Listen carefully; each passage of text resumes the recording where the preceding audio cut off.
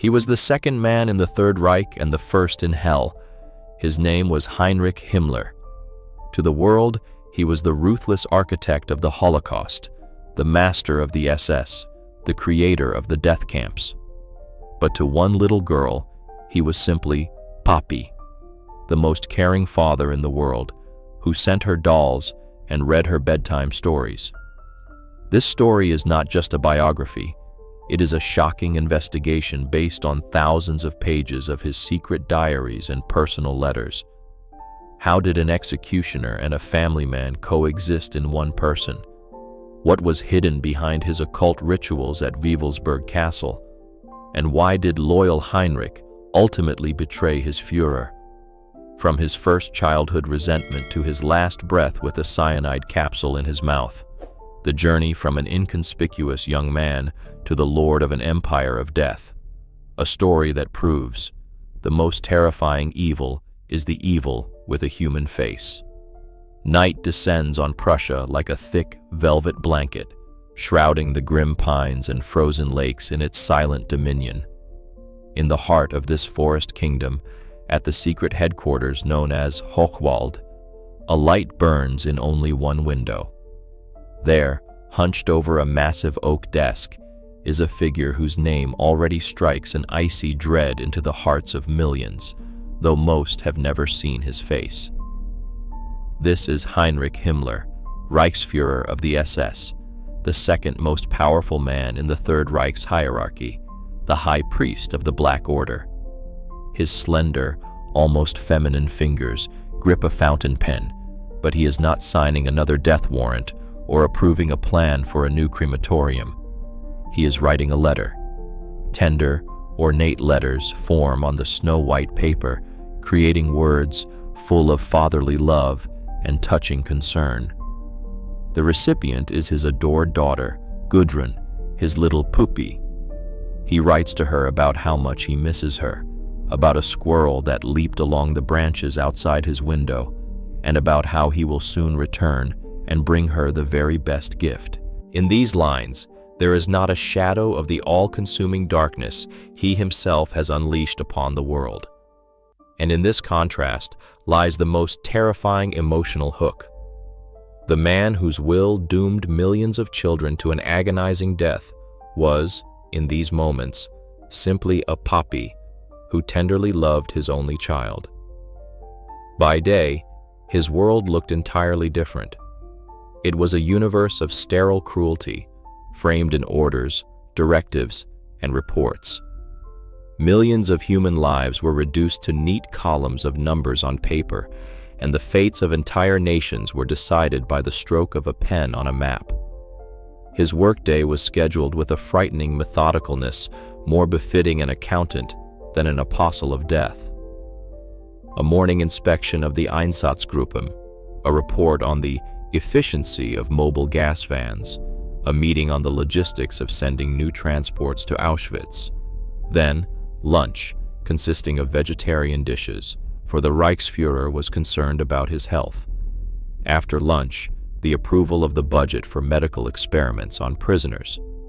And in the evening, before sitting down to write to his little daughter, he might listen to a concert of classical music or discuss with an architect the plans for converting Wewelsburg Castle into an SS Camelot. It is this very mundanity, this monstrous routine, that is the most gruesome detail of his portrait. Evil, it turned out, was not demonic and irrational, but bureaucratic, pedantic, and nauseatingly organized. This fact forces one to wonder if a similar monster lurks behind the mask of any dutiful functionary. This duality is not a figment of historians' imaginations. It was documented with frightening scrupulousness by Himmler himself. After the end of World War II in 1945, his service diaries and thousands of personal letters addressed to his wife, Margaret, and his daughter, Gudrun, fell into Allied hands. These yellowed pages became the most damning evidence against him, evidence he himself had provided. On one page, tender words of love for his wife, concern about her cold, and pleas for her to take care of herself. And on the back, In the same neat handwriting are notes about a meeting in Sobibor.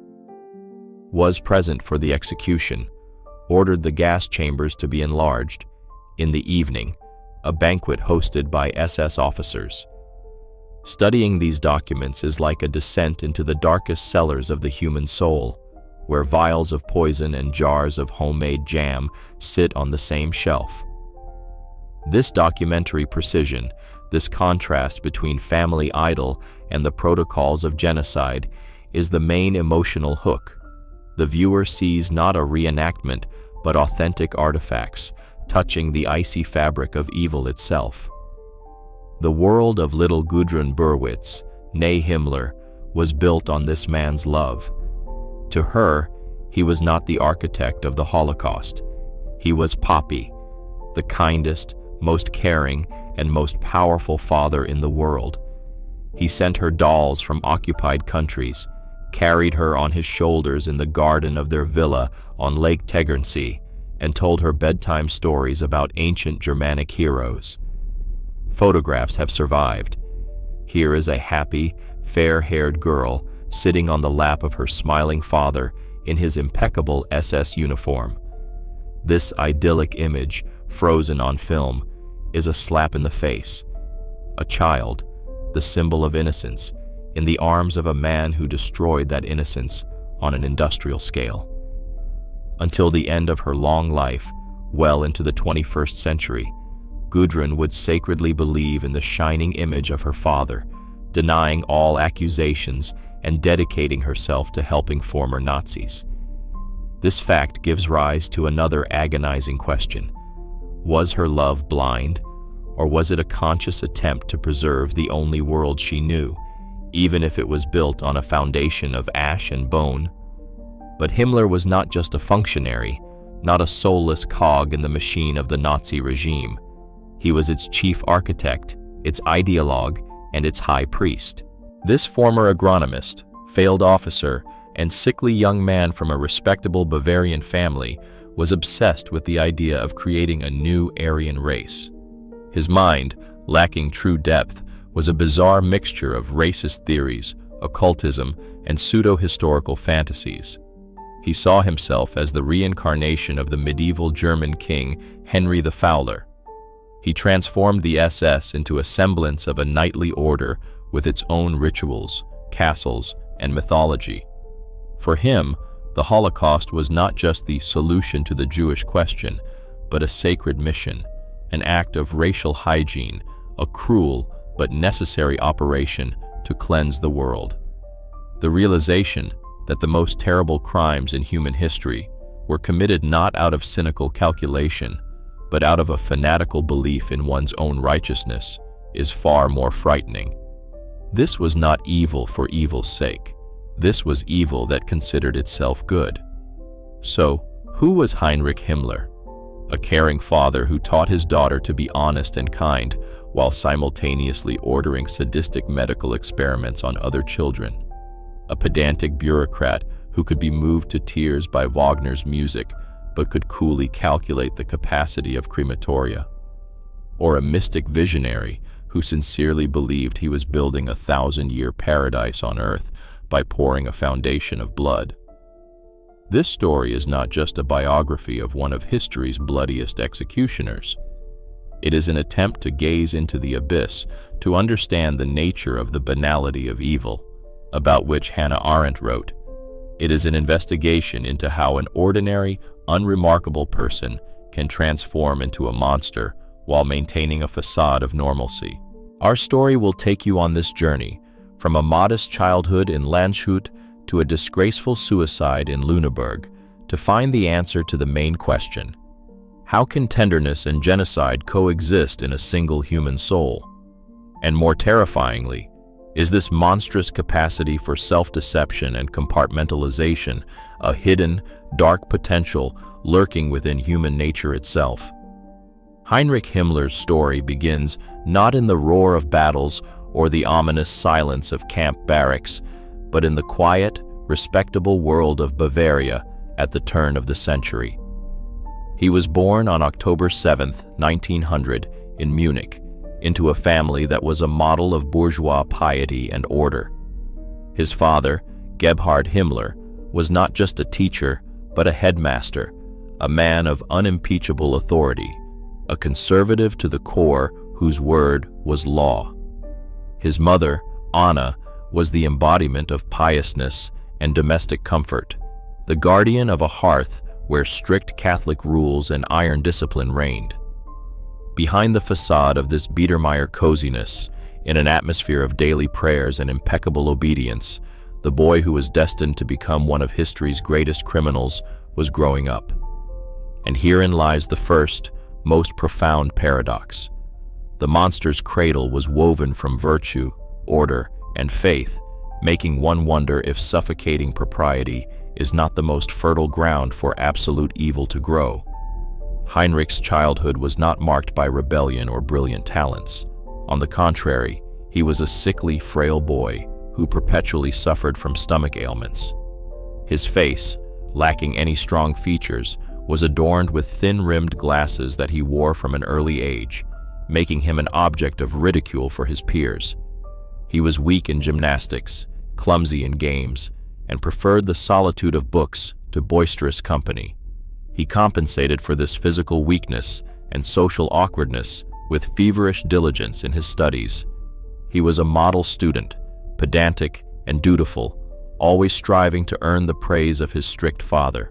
But behind this mask of obedience hid a festering resentment toward the world of the strong and healthy, and a deep-seated inferiority complex began to build. It was this feeling, this thirst to prove to everyone, and above all, to himself, that he was more than just a four eyes, that would become the dark fuel feeding his monstrous cruelty decades later. The world of the Himmler family was not simple. Thanks to his father, it was closely tied to the Bavarian royal court. Gebhard Himmler was the personal tutor of Prince Heinrich of Bavaria, and the newborn was named Heinrich in honor of his godfather, a member of the ruling Wittelsbach dynasty. This proximity to the throne left a special mark on the family. It was a gilded cage of high expectations. From childhood, young Heinrich felt the weight of responsibility. He had to be impeccable, worthy of his name and his father's position. Any mistake, any slip-up, was examined under a magnifying glass. This formed in him the character of a person accustomed to living cautiously, hiding his true feelings behind a mask of conformity and politeness. He learned to be inconspicuous, yet he desperately craved the power and recognition that, it seemed to him, were unjustly granted to others by right of birth or physical strength. When the First World War broke out in 1914, it seemed like divine providence to the 14-year-old Heinrich. The war was a chance to escape his father's shadow, to cast off the shackles of his physical weakness, and to don the coveted uniform, a symbol of masculinity and power. He was obsessed with the idea of becoming an officer. Using all of his father's connections, he managed to get accepted into an officer candidate corps. This was his transformation. The clumsy teenager enthusiastically marched on the parade ground, studied tactics, and eagerly awaited his deployment to the front, where he could finally prove his valor. But fate once again laughed at him. While he was in training, the war came to an end. In November 1918, the German Empire collapsed. Heinrich Himmler, without ever having fired a single shot, was demobilized. The dream of heroic glory turned into a personal collapse, leaving a festering wound in his soul and a burning hatred for those who, in his view, had stolen his victory. Returning to Munich was a return to a completely different country. The monarchy had fallen, chaos reigned in the streets, and ideas of revanchism filled the air. Lost and disoriented, Himmler enrolled at the Technical University to study agronomy, a prosaic choice for a man who had dreamed of a general's laurels. During this period, he began to keep a detailed diary, which became a mirror of his petty, anxious soul. He scrupulously recorded everything: his failures with girls, his attempts to join fashionable student fraternities, where he was again seen as an outsider, his thoughts on politics, and Jewish dominance. These pages paint a portrait of a deeply insecure, sanctimoniously chaste, and desperately lonely young man searching for someone to blame for his personal and national humiliations. This vacuum in his soul, this lack of solid ground under his feet, made him the perfect target for a radical ideology that offered simple answers to complex questions. It was in this poisonous atmosphere of post-war Munich, in the beer halls where veterans and nationalists gathered, that the inconspicuous young man found his true calling. He greedily absorbed the ideas of the stab-in-the-back myth, of the supremacy of the Aryan race, and of a worldwide Jewish conspiracy. He joined one of the many paramilitary organizations, a Freikorps, where resentful and lost young men like him played at being soldiers, preparing for a future civil war. Anti-Semitism, which had previously been just a part of the general conservative background of his upbringing, now transformed for him into a coherent and all-encompassing system. He had found an enemy. He had found a mission. The transition from studying soil fertilization methods to studying racial theories proved to be frighteningly short for him. The transformation from a modest agronomist into the future head of the SS had begun.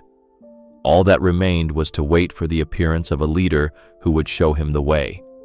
And that leader was already delivering his first inflammatory speeches in the beer halls of Munich. Munich in the 1920s was a boiling cauldron, brewing with the poison of revanchism, humiliation, and desperate hope. In this foul-smelling fog, among thousands of lost souls, former soldiers, and disillusioned citizens, Heinrich Himmler finally found his prophet. His name was Adolf Hitler. The encounter with this obsessed corporal from Austria became Himmler's point of no return. Hitler's speeches were not just political agitation, they were a revelation that gave meaning to his worthless life, channeled his hidden malice into a clear stream, and offered a simple, seductive image of an enemy. For a man who had felt like an outsider his whole life, Hitler was a messiah who promised him, an unremarkable agronomist, a place among the chosen.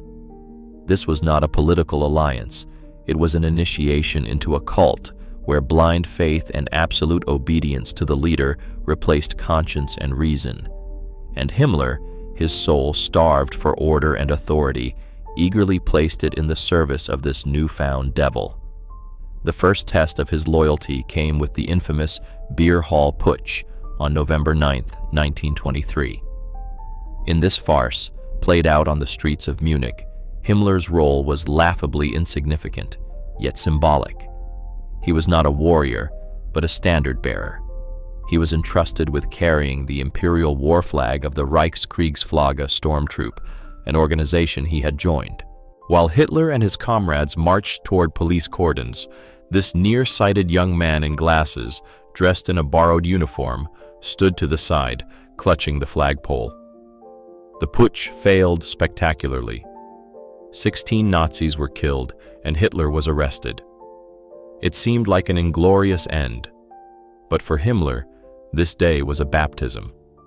The failure didn't disillusion him. Instead, it reinforced his belief that the path to power would require not chaotic rebellion, but iron discipline and patience.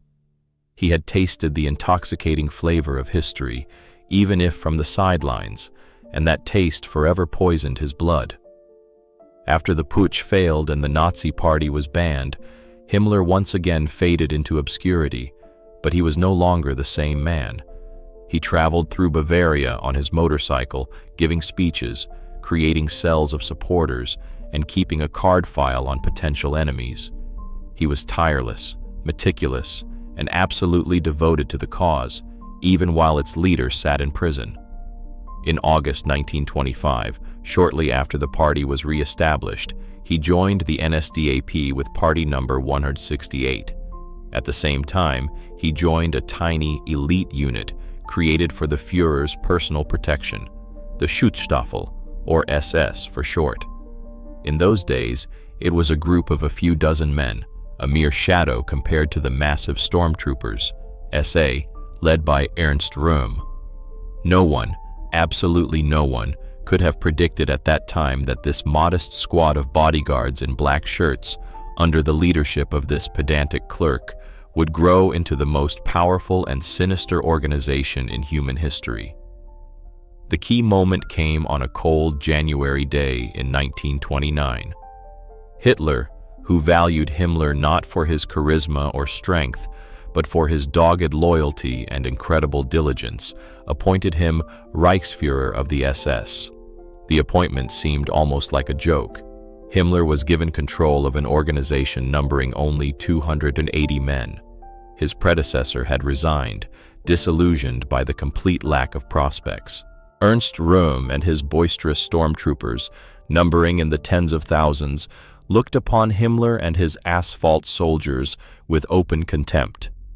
Hitler likely saw Himmler as the perfect administrator, devoid of personal ambition and capable only of scrupulously carrying out orders.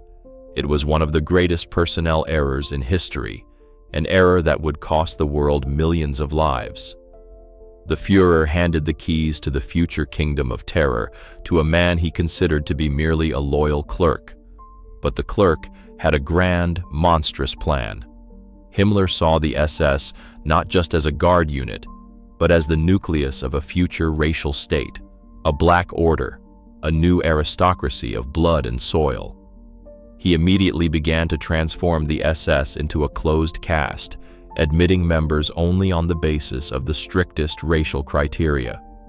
A candidate had to prove the purity of his Aryan lineage back to 1750 and be physically flawless, a tall, blue-eyed blonde. Herein lay the most bitter irony.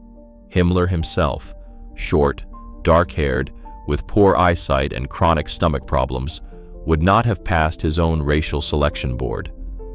This glaring dissonance between the myth of the ideal Superman he was creating and his own unremarkable appearance fostered an even greater obsession in him. He was building a world for gods while being a mere mortal, and this inner deficiency made him even more ruthless in his pursuit of an unattainable ideal. With his characteristic bureaucratic obsession, Himmler got to work. He was not a commander, but an archivist of fear. He created a detailed file on every member of the SS, recording everything from the color of their eyes to the political views of their second cousin. He established the Security Service, SD, under the leadership of the young and cynical Reinhard Heydrich, which quickly turned into a spy network that held the entire party in fear. Under his leadership, the SS grew like a cancerous tumor. By the time Hitler came to power in 1933, it already had more than 50,000 members. Himmler turned loyalty into a science and terror into a well-oiled machine. He didn't conquer power in open battle. He wove it from a web of denunciations, directives, circulars, and orders, creating a state within a state, subordinate only to two things: his will and the will of the Führer. This rapid rise could not fail to infuriate the old guard. His main enemy became Ernst Röhm, the head of the stormtroopers, who was on informal due terms with Hitler and was the de facto commander of the party's army, which by then numbered almost 3 million men. Röhm despised Himmler, scornfully referring to him behind his back as loyal Heinrich. He saw the SS as mere upstarts and their leader as a treacherous schemer. And he was right. Himmler, in alliance with Göring and Goebbels, began to methodically spin a web of conspiracy around Röhm. He collected compromising material, fabricated evidence, and whispered to Hitler about the threat of a second revolution from the uncontrollable stormtroopers and their homosexual leader. It was a deadly game of thrones in the heart of the Third Reich. On one side, the raw, unrefined power of the SA. On the other, the cold, calculating, and ruthless intellect of the SS leadership. And Himmler, the master of backroom intrigue, patiently waited for his moment, knowing that in the struggle for absolute power, survival belongs not to the strongest, but to the most cunning and ruthless. With Hitler's rise to power in January 1933, the era of underground struggle ended for Heinrich Himmler, and the time for building began. But he didn't build cities or factories. He built an empire of fear. On March 22nd, less than 2 months after Hitler was appointed chancellor, the first concentration camp opened in the quiet Bavarian town of Dachau, on the grounds of an abandoned gunpowder factory. Official reports called it a camp for political prisoners, a place for the re-education of communists, social democrats, and anyone who dared to doubt the new order. But this respectable name was merely a facade for a sinister reality. Dachau became a monstrous laboratory, a testing ground where Himmler and his henchmen perfected the technologies of suppression, humiliation, and the destruction of the human personality. It was here, in this pastoral corner of Bavaria, that the first stone was laid for the foundation of the future Holocaust, a fact that forever linked idyllic landscapes with images of absolute evil. Himmler's power was growing, but a colossus still stood in his way: the stormtroopers, SA, and their ambitious leader, Ernst Röhm. By 1934, the SA had grown into an uncontrollable, multi-million-strong army whose leaders dreamed of a second revolution that would sweep away the old aristocracy, the generals, and the capitalists. Röhm saw himself as the commander of a new people's army, with Hitler as merely a political figurehead. This conflict was inevitable, and Himmler, like a predatory spider, sensed the vibrations in the web. He understood that Hitler, who needed the support of the army and big business, could not afford Röhm's radicalism. Together with his protégé Reinhard Heydrich, Himmler began a methodical campaign to discredit the SA. Their agents fabricated dossiers, spread rumors of a planned putsch, and reported daily to the Führer on the drunkenness, debauchery, and disloyalty of the stormtroopers. It was a quiet, backroom war where the weapons were not rifles, but folders of compromising material, and Himmler was its unsurpassed master. The climax came on the night of June 29 to 30, 1934. This night went down in history as the Night of the Long Knives. It was not a battle, but a cold-blooded slaughter organized with bureaucratic precision. Hitler personally flew to Bad Wiessee, where he caught Röhm and his comrades asleep in their beds. All across Germany, SS squads, armed with pre-compiled lists, began the hunt.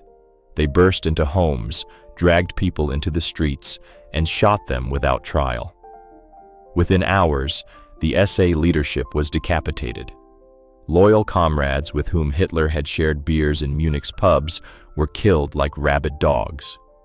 The main perpetrators of this bloody purge were Himmler's men.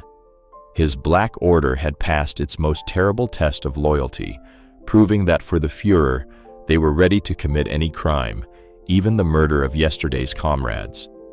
On this night, the SS transformed definitively from a security detachment into an order of executioners. The reward for blood was not long in coming. On July 20, 1934, 3 weeks after the massacre, Hitler issued a decree making the SS an independent organization within the Nazi Party, subordinate only to him. It was Himmler's triumph. He had not only eliminated his main rival, but had also gained a limitless line of credit from the Führer. From now on, he was not just the head of the party guard, but the master of the Reich's entire punitive system. Control over all of Germany's police forces, including the criminal police, Kripo, and the secret state police, the Gestapo, gradually fell into his hands. Loyal Heinrich, the modest and diligent agronomist, had consolidated all power structures under his control, creating a conglomerate of terror unprecedented in history. The dream of a state within a state began to take on flesh and blood. Having become the absolute master, Himmler set about expanding his camp empire with renewed energy. Dachau became the model, a school of violence from which future commandants of other camps would graduate.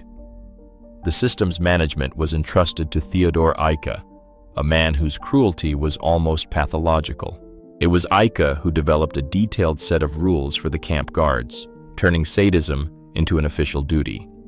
He also created the Death's Head Inspectorate units, Totenkopfverbände, which became the elite of the camp system. Their emblem featured a skull and crossbones, a blatant symbol that the only way out of this hell was death. Across Germany, new camps began to spring up like mushrooms after a rain. Sachsenhausen, Buchenwald, Flossenburg. The archipelago of horror expanded, and every point on its map was a personal project of the Reichsführer SS, who, with the pedantry of an architect, designed his universe of suffering. By the end of the 1930s, the SS was no longer just an organization. It had become a parallel world, a dark empire within the Third Reich.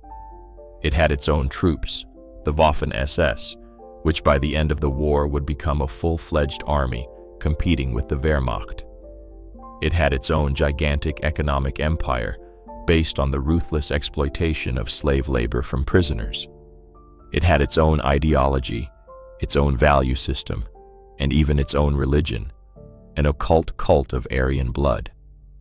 This black machine, created by the will of one man, existed outside of law and morality, obeying only the orders from Himmler's headquarters and the whims of the Führer.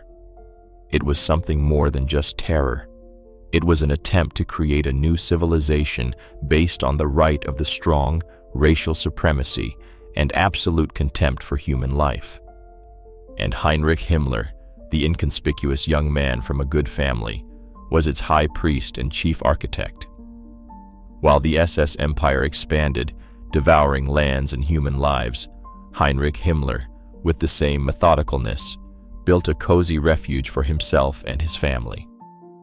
This was a villa in the town of Gmünd am Tegernsee, an idyllic corner of Bavaria with a view of the crystal-clear lake and alpine peaks. Here, far from the intrigues of Berlin and the smoke of the crematoria, the Reichsführer SS transformed into Papi. He would walk with his daughter in the garden, collect plant specimens, and listen to classical music. This house was his personal stage, where he passionately played the role of a respectable family man, the head of a model Aryan family. And this stage set was so convincing that, looking at the family photographs, a smiling father, a devout mother, a charming blonde girl, it was impossible to believe that beyond the walls of this paradise, its master was running a hell.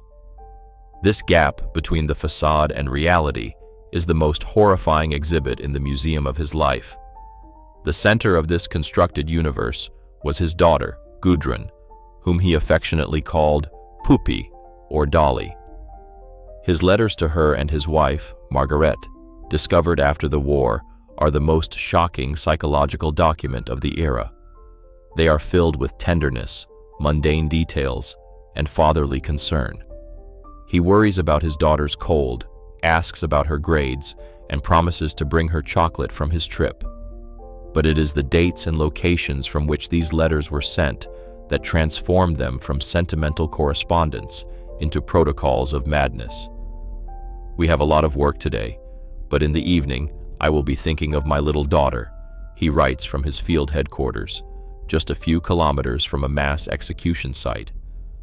And the most famous, blood-curdling phrase, written in his own hand in his service diary: "Off to Auschwitz, kisses, your Heine." In his mind, there was no contradiction. A trip to a death camp was just as much a part of his work as a meeting at a factory. And this fact is more terrifying than any fiction, for it speaks to a complete atrophy of conscience, an ability to seal evil away in a separate compartment of the mind and carry on. His marriage to Margaret Boden was just as dualistic. He met her in 1927. She was a nurse, a Protestant, divorced, and 7 years his senior. Not the most ideal choice for a future racial ideologue. But she shared his nationalist and anti-Semitic views, and at first, their union was based on passion and shared beliefs. However, as Himmler's power grew, their relationship cooled. Margaret became the lady of the house, the mother of his child, but ceased to be his partner. They saw each other less and less, and their letters became increasingly formal. He would address her as "Dear Little Mommy," and she would call him Landsknecht, or mercenary. But in public, they continued to play their roles. This marriage was not a union of two hearts, but a political project, a showcase displaying the effigy of an ideal German family. And in the ice-cold desert of their marriage, the only living sprout was his blind, almost morbid love for his daughter. This love was so all-consuming and devoid of any moral compass that it led to monstrous actions. There is evidence that Himmler took little Gudrun with him on inspection tours, and one of these excursions was a visit to the Dachau concentration camp. For him, it was an act of paternal pride. He was showing his daughter his work, likely explaining in the noblest of terms how he was re-educating the enemies of the Reich. To imagine this scene is to peer into the very essence of his perverted psychology. A blonde girl in a pretty dress walks hand in hand with her father along rows of barbed wire, past emaciated figures in striped uniforms. For Himmler, this was not sacrilege, but a pedagogical act. He was raising his Papi to be a future member of the master race, who from childhood had to get used to the idea that for her well-being, other, inferior people must suffer. But the pinnacle of his hypocrisy and moral decay was his second secret life. In the late 1930s, at the height of the campaign for racial purity and the sanctity of the German family, the 40-year-old Reichsführer began an affair with his young secretary, Hedwig Potthast. He called her Häschen, or Little Bunny. This relationship was not a fleeting fling. He effectively created a second family, settling his mistress in a house near his headquarters. Hedwig bore him 2 children, a son, Helge, and a daughter, Nanette. The man who demanded absolute marital fidelity from his SS men as the foundation of the state was himself living a life of lies and adultery. He, the supreme judge of racial purity, was fathering illegitimate children, breaking every conceivable law of his own black order. This double life, this archipelago of secrecy he built around himself, completely shatters any myth of his ideological conviction. He was not a fanatic, but a cynical and hypocritical tyrant who set laws for others that he himself readily broke. How did all this coexist in one man's head? Psychologists call it splitting or compartmentalization. Himmler created several hermetically sealed worlds for himself. In one, he was Papi, the loving father. In another, loyal Heinrich, the dutiful servant of the Führer. In a third, the stern but just head of the SS. In a fourth, the secret lover. These roles did not intersect in his consciousness. He felt no remorse because he had a justification for each of his personas. He killed millions in the name of his daughter's future. He cheated on his wife because he deserved a little personal happiness after his hard work. This capacity for total self-deception is perhaps his most terrible secret. He was not an actor playing the part of a good person. He sincerely believed that he was a good person who, in the line of duty, had to do terrible things. Behind the cold facade of the bureaucrat, behind the mask of the caring father and hypocritical husband, lay a third, perhaps the truest face of Heinrich Himmler, that of a high priest. He was not just an administrator of terror, he was its prophet, the creator of a new, dark religion where race replaced God, Mein Kampf replaced the gospel, and a world cleansed of subhumans replaced paradise. He deeply despised Christianity, with its preaching of love for one's neighbor and compassion for the weak, considering it a Jewish invention that had corrupted the healthy German soul. He dreamed of replacing it with a harsh, pagan cult of ancestors, warriors, and blood.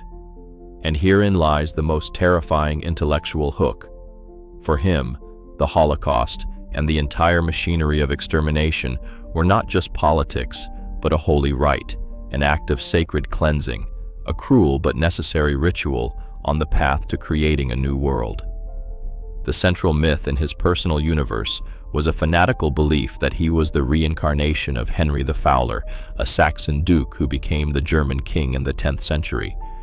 This medieval monarch, famed for his battles against the Slavs and Magyars on the eastern frontiers, became Himmler's role model and spiritual double. The Reichsführer believed that his own mission was a direct continuation of Henry the Fowler's work, the final Drang nach Osten, the push to the east, and the subjugation of the Slavic peoples. This fantasy was so powerful that every year on the anniversary of the king's death, July 2nd, Himmler would travel to Quedlinburg Cathedral, where the remains of his predecessor rested in a crypt. There, in the dim light of the ancient tomb, he would fall into a mystical trance, spending hours communing with the king's spirit, reporting on his progress, and receiving instructions for the future struggle. The head of the 20th century's most modern punitive machine seriously considered himself the avatar of a medieval ruler. For his new religion, Himmler was building a new Vatican. His choice fell on Wewelsburg Castle in Westphalia, a grim, triangular 17th century fortress. He invested colossal funds, using the slave labor of prisoners from the nearby Niederhagen concentration camp, to transform the castle into the ideological and mystical center of the SS order. According to his vision, Wewelsburg was to become the center of the world after the final victory. Inside the castle, ritual halls filled with sinister symbolism were designed. The main one, the Hall of the Obergruppenführer, was a circular room with 12 columns and a mosaic of the Black Sun on the floor. Beneath it was an even more mysterious chamber, the crypt, or Valhalla, with a vaulted ceiling and an eternal flame in the center. Here, according to Himmler's plan, the urns containing the ashes of the 12 highest paladins of his Black Order were to be kept. This was not just architecture, it was the materialization of madness, a granite altar erected in honor of the coming era of domination and death.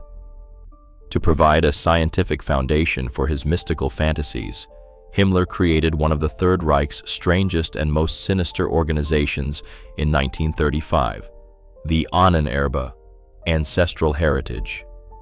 Officially, the Ahnenerbe was dedicated to studying the spirit and deeds of the Indo-Germanic race. In reality, it turned science into a handmaiden of madness. Its staff, which included genuine scientists, archaeologists, and historians, searched for proof of Aryan superiority. They organized expensive expeditions to Tibet in search of the Aryan homeland, excavated ancient Germanic settlements, and studied runes and folk legends. But with the outbreak of war, the Ahnenerbe's activities took on a monstrous character. It was under the aegis of this Academy of Sciences that the most inhuman medical experiments were conducted in concentration camps. Scientists from the Ahnenerbe studied human reactions to ice-cold water by immersing prisoners in vats of ice, or to pressure changes by placing them in decompression chambers to simulate conditions for Luftwaffe pilots. Thus, in their pursuit of a mythical ancestral heritage, they ultimately lost all semblance of humanity. The ideology of racial war was not limited to the destruction of the unworthy. In parallel, Himmler launched a grand project for the production of a master race. It was called Lebensborn, Fountain of Life. This was a network of maternity homes where unmarried young women of good blood could secretly give birth to a child by an SS man and hand it over to the state for upbringing. Lebensborn was not a charitable organization, but a state-run factory for producing superhumans. The young women were selected according to the strictest racial criteria, and their children were raised from infancy in the spirit of National Socialism. With the start of the war, the program became even more criminal.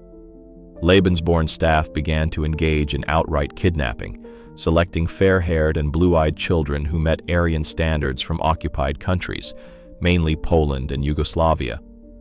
They were taken to Germany, given new names, and placed with German families, forever erasing the memory of their real parents. Thus, Himmler, the loving father, became the organizer of the kidnapping of thousands of other people's children. This whole bizarre mixture of racism, occultism, and pseudoscience became the cement that bound the SS order together. Himmler personally developed rituals intended to replace Christian sacraments. Instead of baptism, there was a name-giving ceremony. Instead of a church wedding, an SS wedding with pagan rites. Each SS member received a death's head ring with runic symbols, which was returned to Wewelsburg upon his death, symbolizing his eternal belonging to the order. He created a new morality where the highest virtue was not love, but loyalty. Meine Ehre heißt Treue.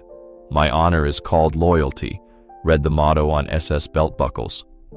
This total ideological indoctrination turned ordinary young men into fanatics for whom an order from the Führer and the Reichsführer was above any divine or human law. Murder ceased to be a sin and became a virtue if committed in the name of racial purity.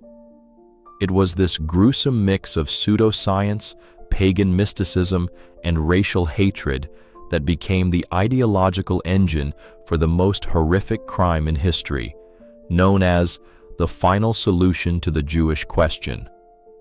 September 1st, 1939. With the first light of dawn, German tanks crossed the Polish border and the world plunged into the abyss of World War II. For Heinrich Himmler and his Black Order, this was not just a moment of military triumph. It was the beginning of the great racial cleansing. The poisonous seeds of hatred that he had so diligently sown for a decade and a half were finally to bear their bloody harvest. The years of legal persecution, humiliation, and mockery enshrined in the Nuremberg laws were over. They were replaced by an era of direct, unrestrained violence. Following the army, special punitive squads, the Einsatzgruppen, moved into the occupied territories. Their task was simple and horrific: the physical extermination of the Polish intelligentsia, priests, aristocrats, and above all, the Jews. This was the first, still chaotic, but already monstrously vast stage of the genocide, a fact that transformed the invasion of Poland from an act of war into the act of sacred vengeance Himmler had dreamed of. The true scale and methodical nature of the extermination became apparent after June 22, 1941, when the Wehrmacht invaded the Soviet Union. Across the vast expanses of Ukraine, Belarus, and the Baltic states, the Holocaust by bullets unfolded. 4 Einsatzgruppen, totaling about 3,000 men, followed the advancing troops, carrying out the dirtiest work.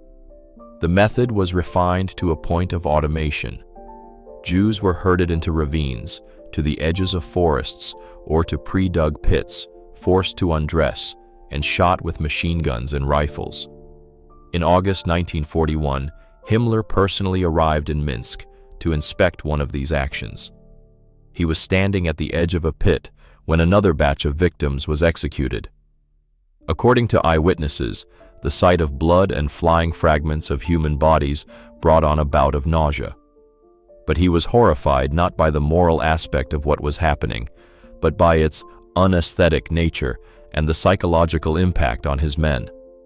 He left Minsk with a firm conviction. It was necessary to find a cleaner, more efficient, and, most importantly, more impersonal method of killing. This perverse concern for the mental comfort of the executioners became the catalyst for the second, industrial stage of the genocide. The search for a better method began. The first experiments were horrific in their primitiveness. In the Chełmno camp, the SS began using gas vans, hermetically sealed trucks with their exhaust pipes redirected into the cargo area. Victims were locked inside, and 20 minutes later, it was all over. But this method was slow and unsuitable for mass extermination. An industrial-scale solution was required. At Auschwitz, the deputy commandant, Karl Fritsch, conducted an experiment on his own initiative. He locked several hundred Soviet prisoners of war in the basement of Block 11 and threw in pellets of Zyklon B, an insecticide used for delousing clothing. The result exceeded all expectations. The poisonous gas killed quickly and efficiently. The path to the gas chambers was now open, and the fact that the most terrible weapon of genocide was discovered by chance during a sadistic experiment adds another stroke to the portrait of an irrational, improvised evil. On January 20th, 1942, in an elegant villa on Lake Wannsee, in a suburb of Berlin, a meeting took place that would go down in history as a symbol of the banality of evil. 15 high-ranking officials of the Nazi regime, mostly young men with university degrees, gathered under the chairmanship of Reinhard Heydrich to discuss the final solution to the Jewish question. The decision for genocide was not made at this conference. It had been made by Hitler and Himmler earlier. Here, they discussed the details: logistics, coordination between departments, legal formalities. In the atmosphere of a business meeting, over glasses of cognac, these men in expensive suits decided the fate of 11 million people. They spoke not of murder, but of evacuation, special treatment, and reduction in numbers. This icy, bureaucratic calm with which the greatest crime in history was planned is perhaps even more frightening than the cruelty itself. After the conference, the machinery of destruction went into full operation. Under the code name Operation Reinhard, in honor of Heydrich, who had been assassinated in Prague, 3 camps designed exclusively for murder were built in Poland: Bełżec, Sobibor, and Treblinka. These were not concentration camps, but death factories, assembly lines where the entire process, from the arrival of a transport train to the burning of bodies in pits, took no more than an hour and a half to 2 hours. Victims were told they had arrived at a transit camp for sanitation. They were forced to undress, their valuables were taken, and the women's heads were shaved.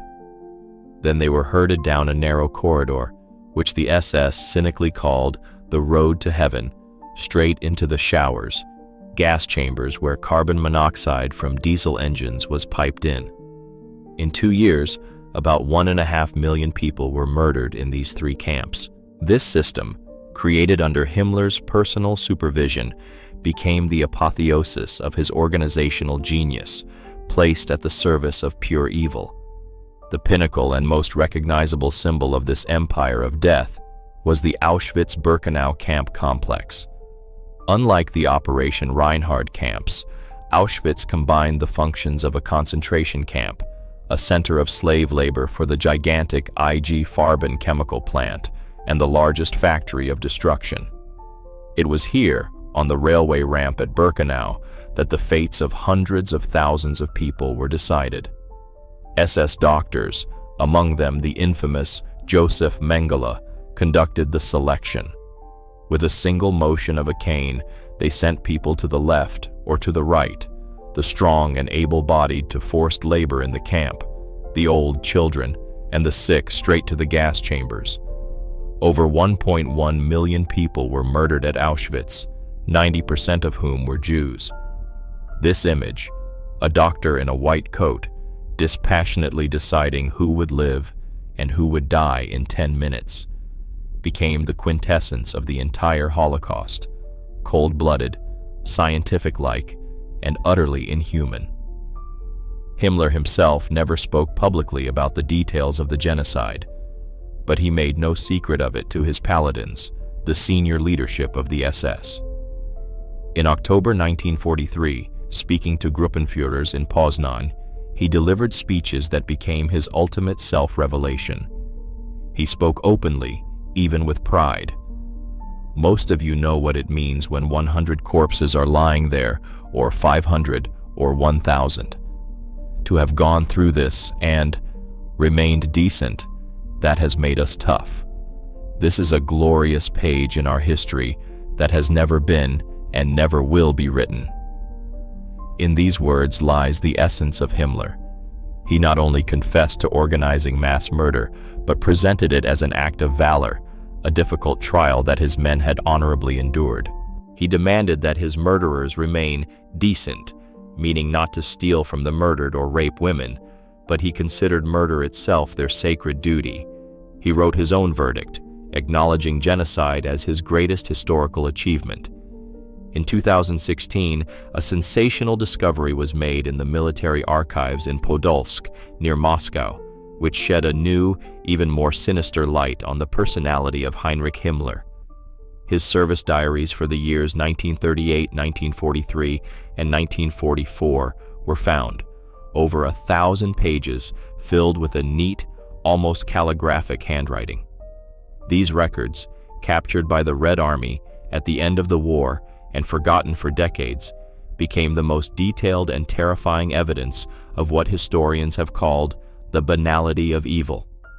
The diaries turned out to be not the reflections of a maniac, not the confession of a sinner, but the pedantic schedule of a public official, where meetings on the extermination of peoples sit alongside notes about massages, lunches, and phone calls to his beloved daughter.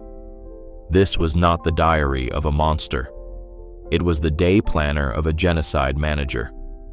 Reading these pages is shocking precisely because of their mundanity. Himmler's day was scheduled to the minute, with the precision of a Swiss watch. 7 o'clock a.m., breakfast. 7:30 a.m., phone call with wife and daughter. 8 o'clock a.m., report on the situation at the front. 9 o'clock a.m., massage. And then, without any transition, without a change in tone, 10 o'clock a.m., meeting on increasing the efficiency of the Sobibor camp, decision made to enlarge the gas chambers. And then back to mundane details. 12:30 p.m., lunch with SS officers at the casino. 1 o'clock p.m., discussion of the new fence design for my villa in Gmund. Himmler records his actions with the detachment of an entomologist observing ants. In his world, there is no moral hierarchy. An order to execute 100 hostages has the same importance as choosing a variety of roses for his garden. And this inability to distinguish between good and evil, this fusion of the greatest crimes with petty daily routine, is the most terrifying diagnosis he placed upon himself. The diaries reveal his obsession with details. He controlled everything. He personally approved the menus in the SS canteens, designed the uniforms, and delved into problems with food supplies. One entry describes his anger that there were not enough fresh fruits for the SS men. And on the adjacent page is an order to conduct research on the sterilization of Jewish women using X-rays. This was not hypocrisy in the usual sense of the word. It was a total distortion of consciousness. For Himmler, the well-being of his Aryan warriors was an absolute value, for which the lives and health of millions of subhumans could and should be sacrificed. He saw no contradiction in this. He saw the logic of a racial war, where care for one's own is inseparable from the ruthless destruction of others. A special place in the diaries is reserved for his inspection tours of the concentration camps. He describes them as businesslike, as a farmer inspecting his property. July 14, 1943, visit to Auschwitz camp, attended a selection on the ramp, inspected the operation of the new crematorium number 4. In the evening, dinner with Commandant Huss, discussed problems with the drainage system. Not a single word of sympathy, not a shadow of a doubt, only a cold assessment of efficiency. He is concerned with the capacity of the gas chambers, the speed of burning corpses, the productivity of slave labor at the IG Farben factories. For him, people are not individuals, but accounting units, a resource to be either used or disposed of with maximum efficiency. He was not a sadist who took pleasure in suffering. He was an administrator for whom suffering was merely an unavoidable cost of production. But the most horrifying thing about these diaries is the constant obsessive presence of his family. Almost every day ends with the same phrase, "Call home." These calls were his ritual, his way of walling himself off from the horror he himself was creating. After a day spent discussing mass executions, he would dial the number of his villa on Lake Tegernsee and transform into a loving husband and father. He would ask his daughter, Papi, how her day at school was, and listen to his wife's stories about neighborhood gossip. This ability to instantly switch registers, to move from the world of genocide to the world of family idol, attests to a complete splitting of the personality. He didn't bring his work home. He simply closed the door on it, leaving mountains of corpses on the threshold, and entered his cozy world as if nothing had happened. Himmler's diaries are also a chronicle of his relentless travels. He was constantly in motion, moving between his headquarters, Hitler's command post, and the countless sites of his empire. He flew hundreds of thousands of kilometers and held thousands of meetings. One entry from 1943 shows that he held over 1,600 meetings in a year and a half. This frantic pace was not only a consequence of his enormous powers, but perhaps also a way of escaping from himself. By immersing himself in endless administrative bustle, he left himself no time for reflection, not a second to ask himself the question, "What am I doing?" Work became his drug, his protective armor that prevented reality from breaking through to his consciousness. Thus, Himmler's diaries are not just a historical document, they are a verdict on a man who turned evil into a routine, genocide into an accounting report, and his own life into a monstrous schedule where love for his daughter was just another item on the agenda, on par with inspecting a gas chamber. These yellowed pages strip us of our last comforting illusion that villains are demonic figures obsessed with a passion for destruction. No, Himmler's diaries show us something far more terrifying. Evil can be pedantic, neat, businesslike, and yawn-inducingly boring. And in this, perhaps, lies its most terrible and seductive power. By the beginning of 1945, the roar of Soviet artillery could already be heard in Berlin. The 1,000-year Reich, which was supposed to last forever, was in its death throes amid fire and ruin. The Allied armies were closing in on Germany in a deadly grip from the west and the east.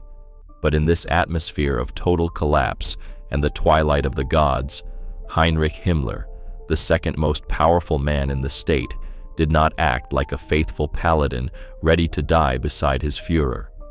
He behaved like a rat that is the first to sense a ship is sinking. The man whose motto was absolute loyalty began to prepare the most infamous betrayal in the history of the Third Reich. This act, this transformation of an apostle of loyalty into a Judas, became the final, most humiliating chord in his career. The first signs of his disloyalty had appeared even earlier.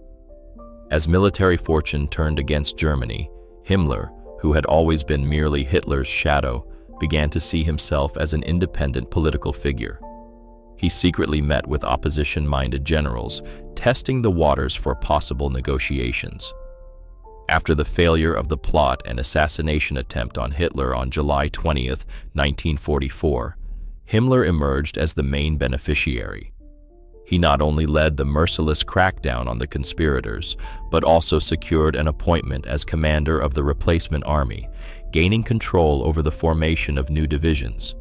He even tried his hand as a military commander, leading Army Group Vistula, but he suffered a crushing and shameful defeat, proving his complete military incompetence. This failure, however, did not cool his ambitions. He simply realized that he could save his own skin not on the battlefield, but at the negotiating table. His personal masseur and physician, a Finn named Felix Kersten, played a key role in this intrigue. This man was not just a doctor, he was Himmler's confidant, his father-confessor, to whom the Reichsführer confided his deepest fears and hopes. Using his influence, Kersten, who had connections with the Swedish Red Cross, began to convince Himmler that he was the only one who could save Germany from total destruction. He painted a picture of a future where Himmler, having removed the insane Hitler, would make a separate peace with the Western Allies, Eisenhower and Montgomery, to then turn their combined arms against the Soviet Union. The idea was utterly delusional, but it fell on fertile ground.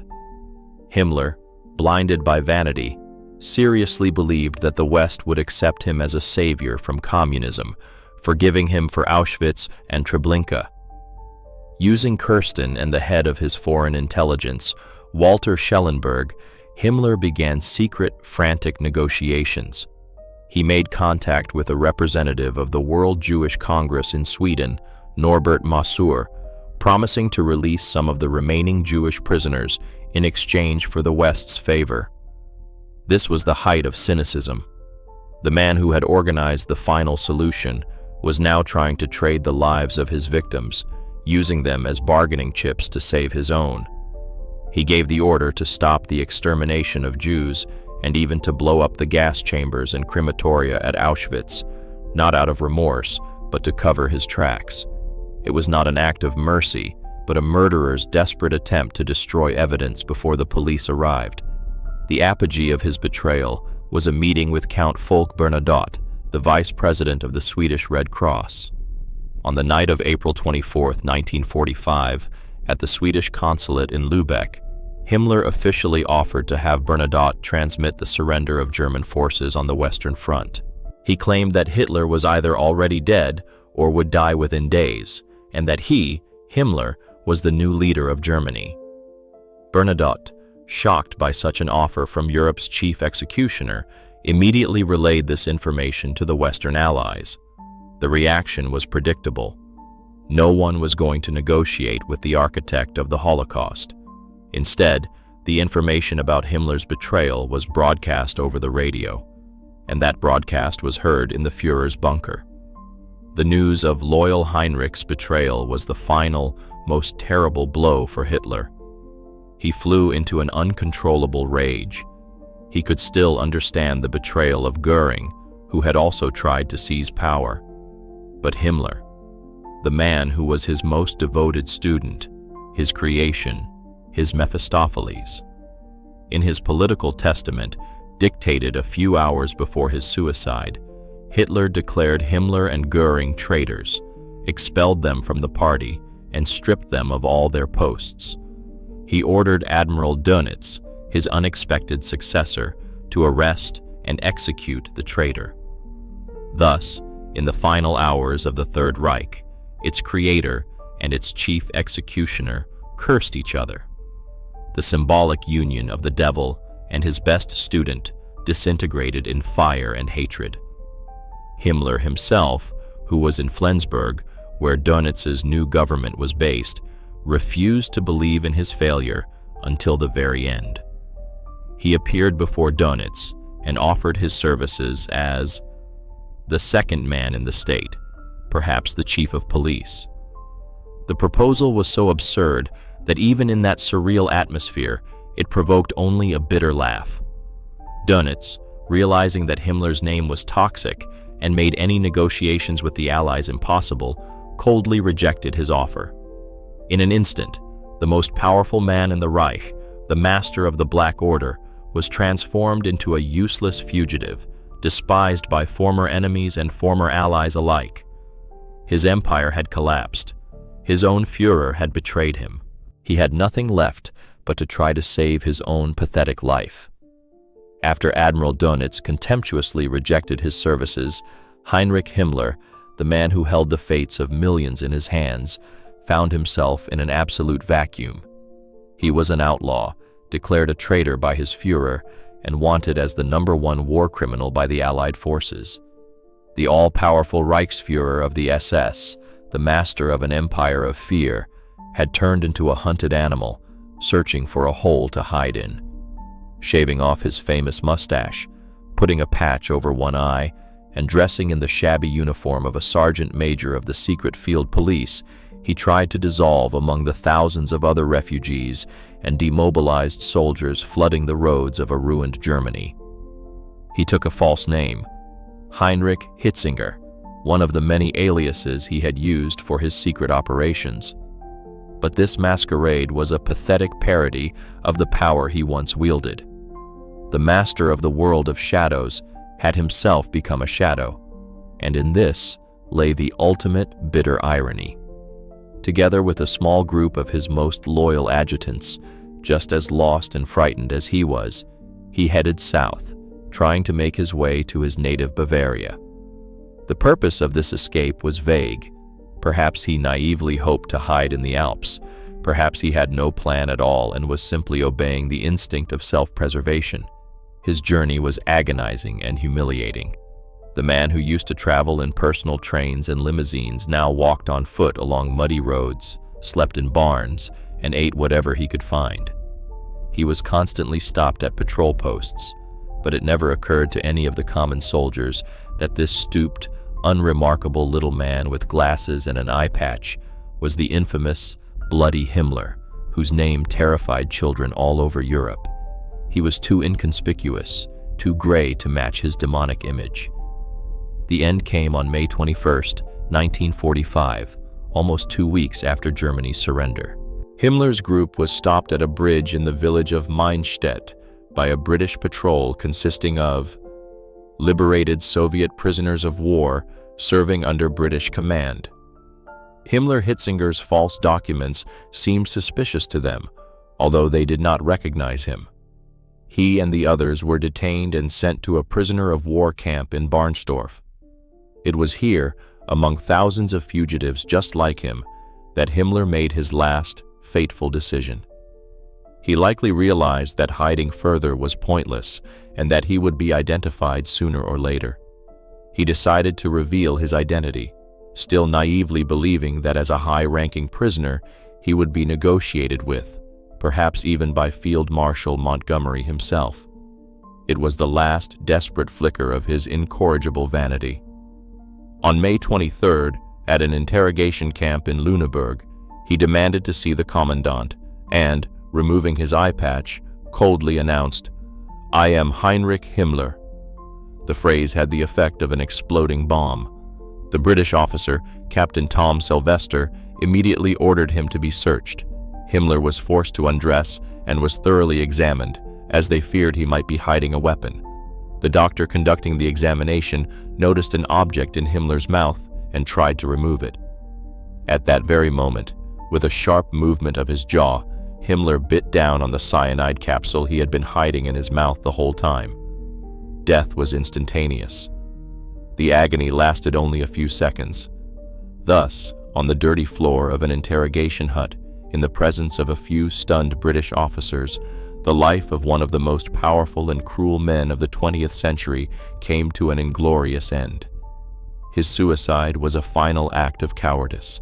He escaped trial, escaped the gallows of the Nuremberg tribunal, and escaped having to answer for his deeds before the entire world. He departed just as he had lived, secretly, despicably, depriving justice of its rightful victim. He did not want to look into the eyes of the few who had survived his camps. He did not want to hear the verdict of history.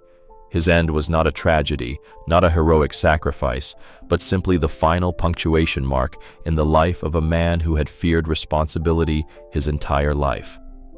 He was afraid of being weak in childhood, afraid of not living up to ideals in his youth, afraid of not justifying the Führer's trust in his maturity, and finally, he was afraid of the defendant's dock. The body of the architect of the Holocaust was wrapped in an army blanket and secretly buried by British soldiers in an unmarked grave somewhere in a forest on Lüneburg Heath. The burial site was kept a closely guarded secret to prevent the grave from becoming a place of pilgrimage for neo-Nazis. And so, Heinrich Himmler, who had dreamed of a grand tomb in Wewelsburg Castle, where his ashes would rest alongside those of his paladins, disappeared without a trace.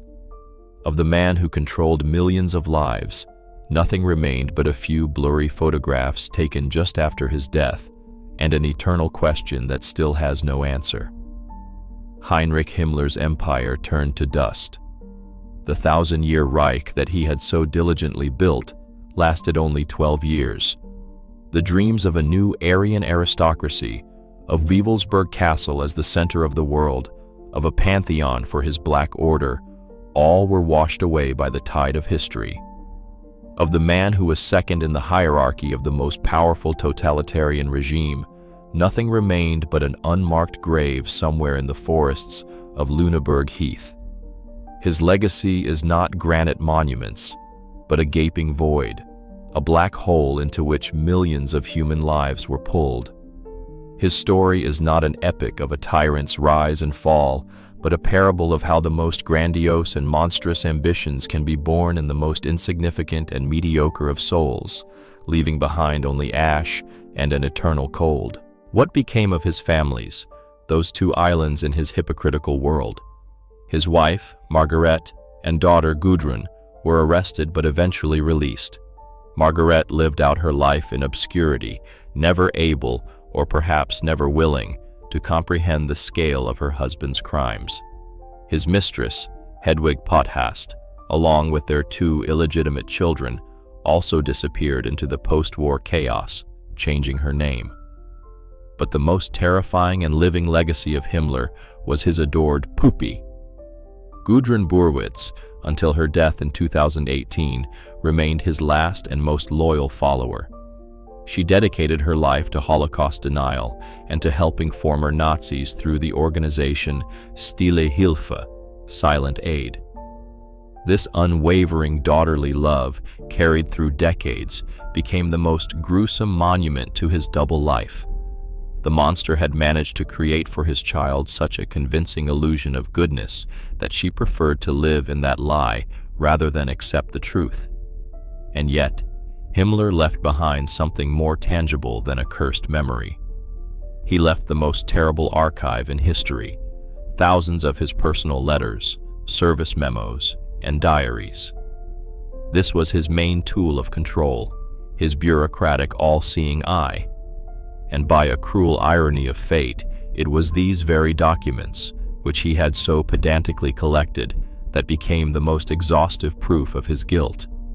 He himself wrote the most detailed indictment against himself. These yellowed pages, where tender declarations of love sit alongside orders for mass executions, became his true mausoleum, a mausoleum of paper in which the purest and most distilled evil is embalmed. By studying them, we touch not a reconstruction, but the authentic fabric of his soul, and feel the icy breath of the abyss.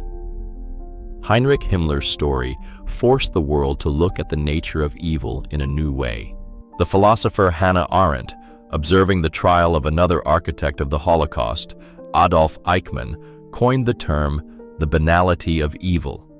Himmler is a perfect, even more complete illustration of this concept. He was not a demonic titan reveling in cruelty.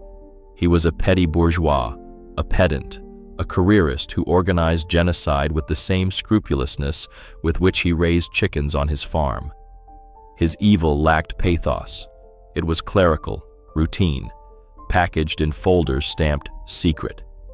He was a manager optimizing a production process where the raw material was people and the final product was death.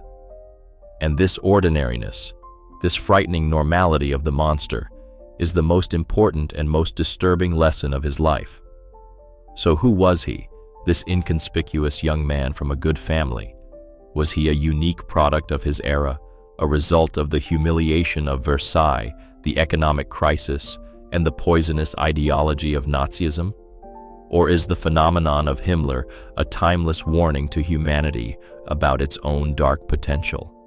About the ability to split one's consciousness, to build impenetrable walls between professional duty and human conscience, between love for one's own and indifference to others.